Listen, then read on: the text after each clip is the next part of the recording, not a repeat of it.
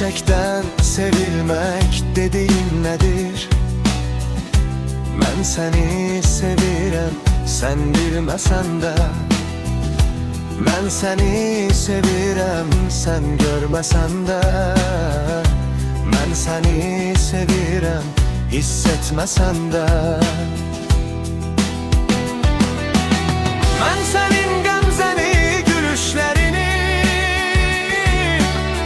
bakışın, duruşun, yerişlerini,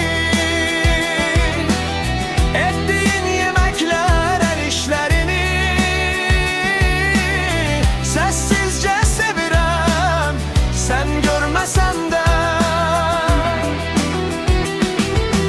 Ben seni herden bir ata kimi,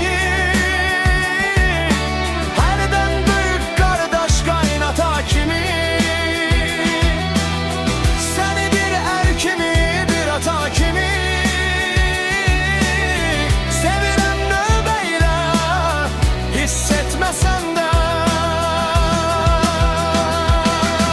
Belki de sevgimi lazım qədər, nə izah edirəm, nə göstərirəm.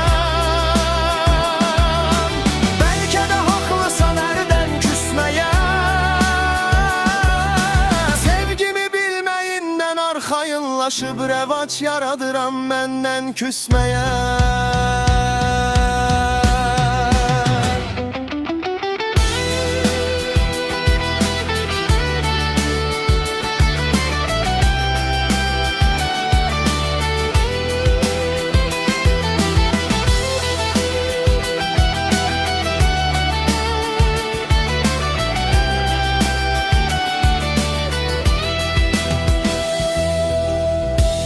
Əgər qəlbini mən bir anda olsa qırmışam bilmədən, nöqsanda olsa, bağışla çətində, asanda olsa, gerçekten sevirəm, sen bilməsən də.